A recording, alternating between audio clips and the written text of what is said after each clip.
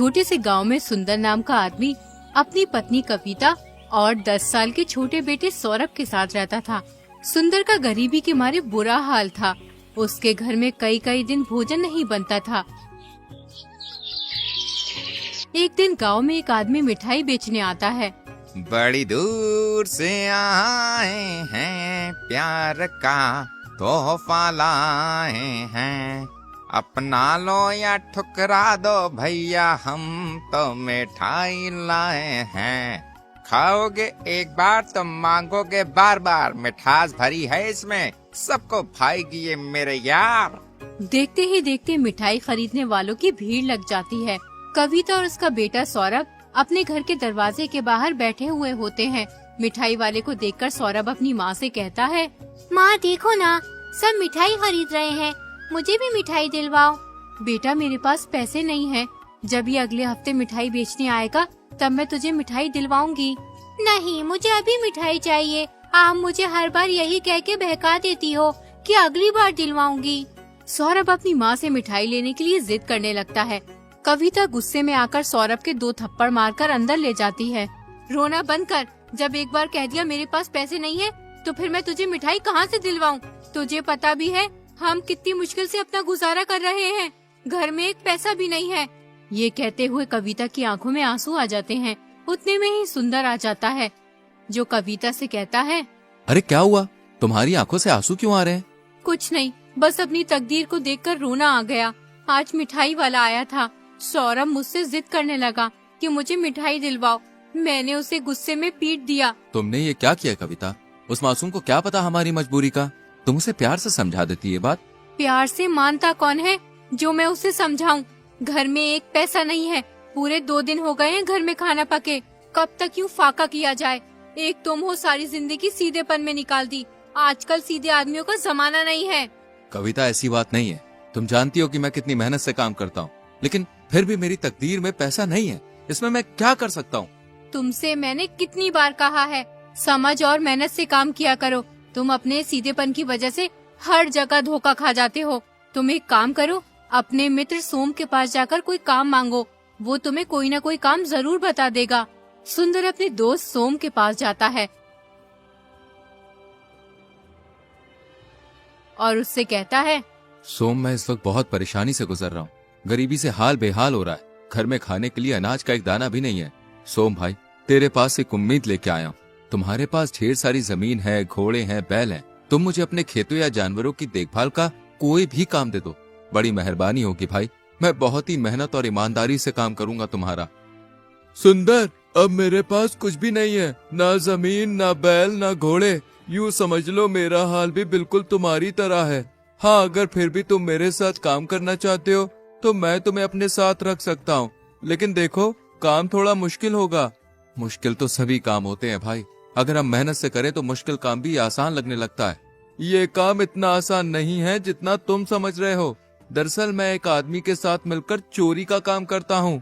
अगर तुम चाहो तो तुम भी हमारे साथ चोरी का काम कर सकते हो। चोरी? अरे नहीं नहीं नहीं भाई, मुझसे चोरी का काम नहीं होगा। देखो सुंदर, घर के गुजारे के लिए कुछ ना कुछ तो करना ही पड़ेगा। अब यूं बीवी बच्चों को भूखा तो नहीं देखा जाता ना।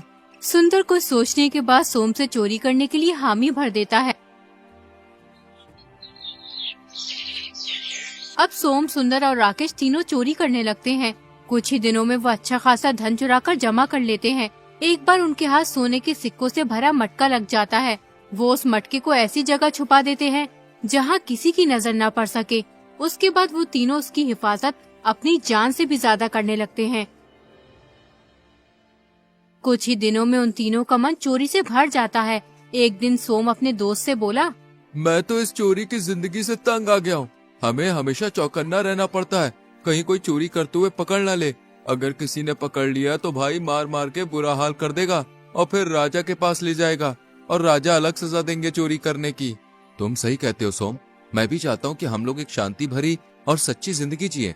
चोरी से आज तक कभी किसी का भला नहीं हुआ है, इसलिए हमें अब ये चोरी का काम छोड़ देना चाहिए।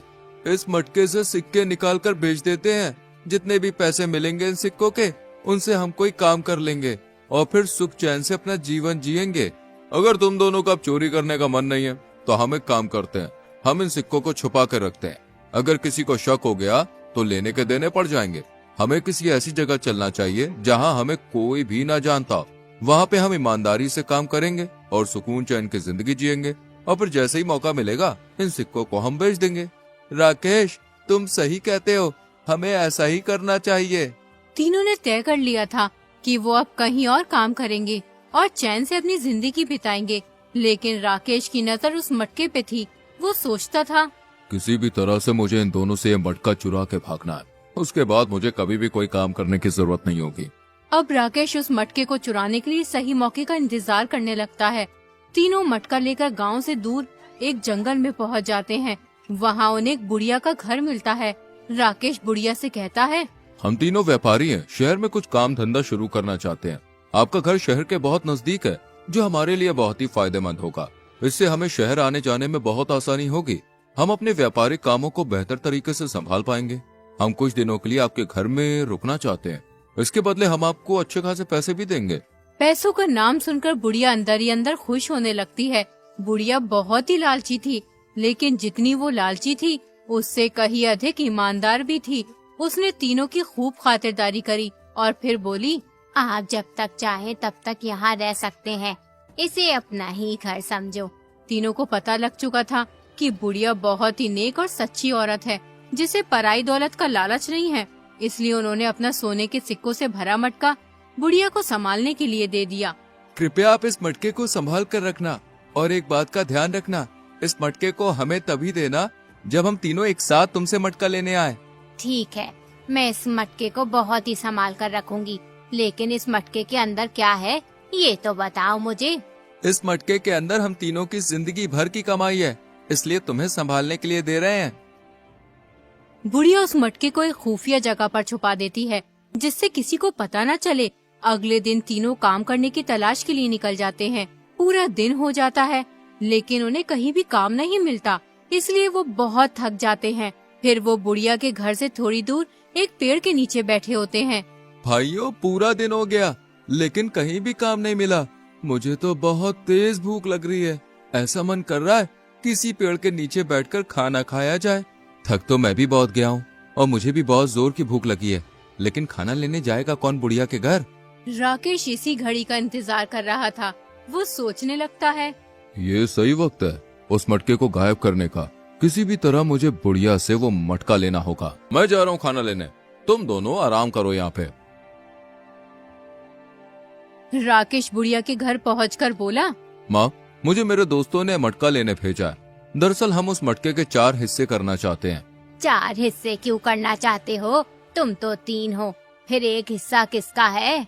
वो एक हिस्सा हम तुम्हें देना चाहते हैं। तुमने हमारी देखभाल जो की है, तुम्हें पता भी है उस मटके के अंदर सोने के सिक्के हैं। तुम्हारे हिस्से में बहुत सारे सिक्के आएंगे। तुम उन सिक्कों से अपनी बची कुची जिंदगी आराम से काट लोगी। ला, जल्दी मुझे वो मटका ला कर दो। मुझे अपने हिस्से का कोई लालच नहीं है। मैं तुम्हें मटका तभी दूंगी जब तुम तीनों एक साथ मेरे पास मटका लेने आओगे। राकेश सोचने लगता है, हाँ, ये बुढ़िया तो बहुत चालाक है, ये मेरी बातों में आ ही नहीं रही। अब क्या करूं? एकदम राकेश के दिमाग में एक विचार आया। वो बुढ़िया से बोला, अगर तुम्हें मेरी बात पे यकीन नहीं है तो तुम खुद ही जाकर पूछ लो। बुढ़िया घर से बाहर निकली। उसने दोनों को एक पेड़ के नीचे बैठे हुए देखा।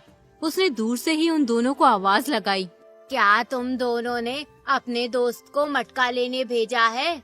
सुंदर और सोम को बुढ़िया की आवाज साफ सुनाई नहीं दी। उसने सोचा बुढ़िया खाने के लिए पूछ रही है, इसलिए उन्होंने बुढ़िया से कहा, हाँ, उसे दे दीजिए। बुढ़िया ने सोचा ये आदमी सही कह रहा है। उन्होंने अपना मटका मंगाया है और ये मुझे भी हिस्सा देना चाहते हैं। बेचारे बहुत ही नेक आदमी है। बुढ़िया राकेश के पास जाकर बोली, तुम मेरा यही इंतजार करो, मैं मटका लेकर आ रही हूँ।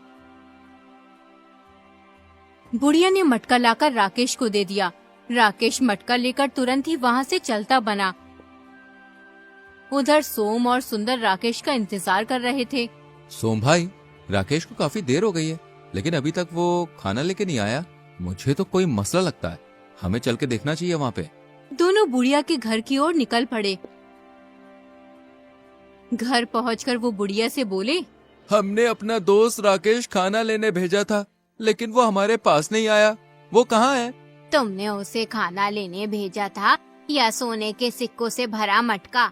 अरे हमने उसे खाना लेने भेजा था। उन दोनों की बात सुनकर बुढ़िया घबरा जाती है। उसने मुझसे कहा था तुमने उसे मटका लेने भेजा है।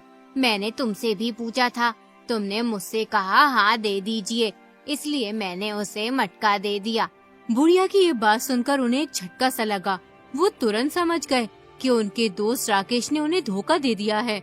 हमने आपसे कहा था कि मटका तभी देना जब हम तीनों एक साथ आपसे मटका मांगेंगे, लेकिन तुमने हमारी बात नहीं मानी और मटका राकेश को दे दिया।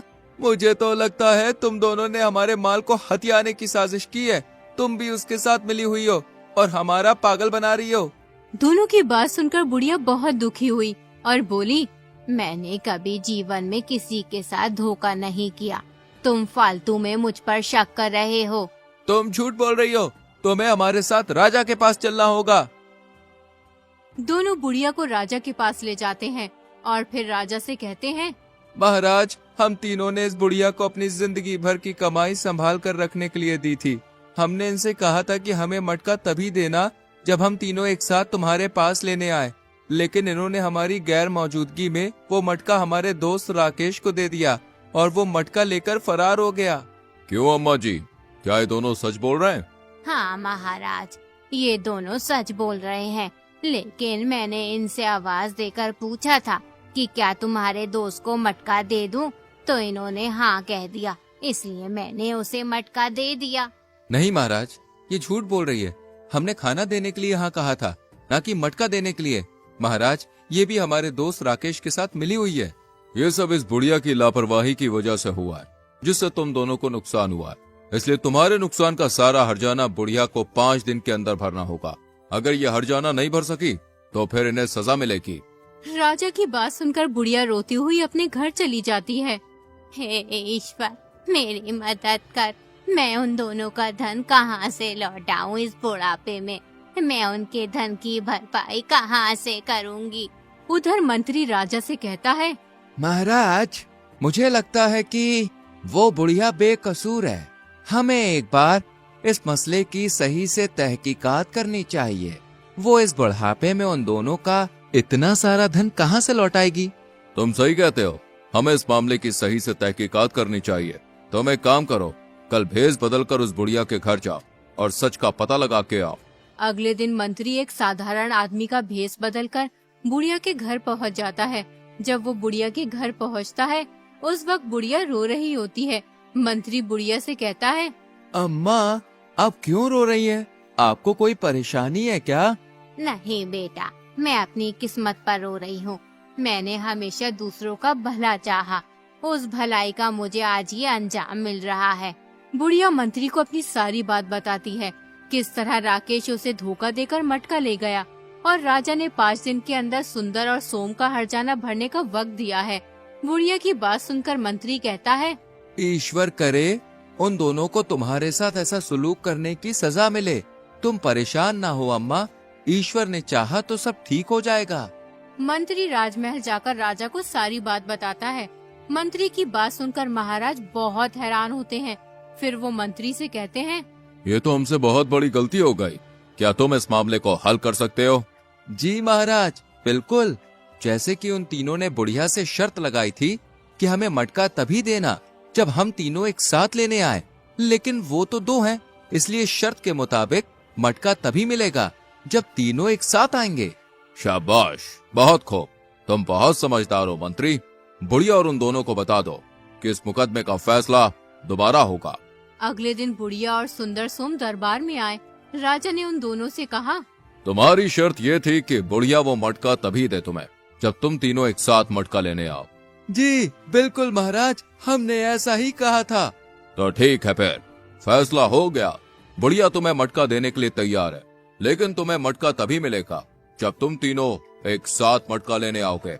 अगर तुम्हें अपना मटका चाहिए तो तुम्हें अपने तीसरे मित्र को भी लाना होगा, तभी तुम्हें मटका मिल सकता है। जाओ, अपने तीसरे साथी को बुला कर लाओ, जिससे शर्त पूरी की जा सके। लेकिन महाराज, हम उसे कहाँ से तलाश करके लाएं? वो तो मटका लेकर फरार हो गया है। हमें इस बात से कोई मतलब नहीं। अगर तुम्हें मटका चाहिए तो शर्त पूरी करनी होगी, वरना तुम यहाँ से जा सकते हो। दोनों बिना कुछ कहे राजमहल से चले जाते हैं। राजा का फैसला सुनकर बुढ़िया खुश हो जाती है। उसके बाद सोम और सुंदर राकेश को बहुत तलाश करते हैं, लेकिन उसका कुछ भी पता नहीं चलता।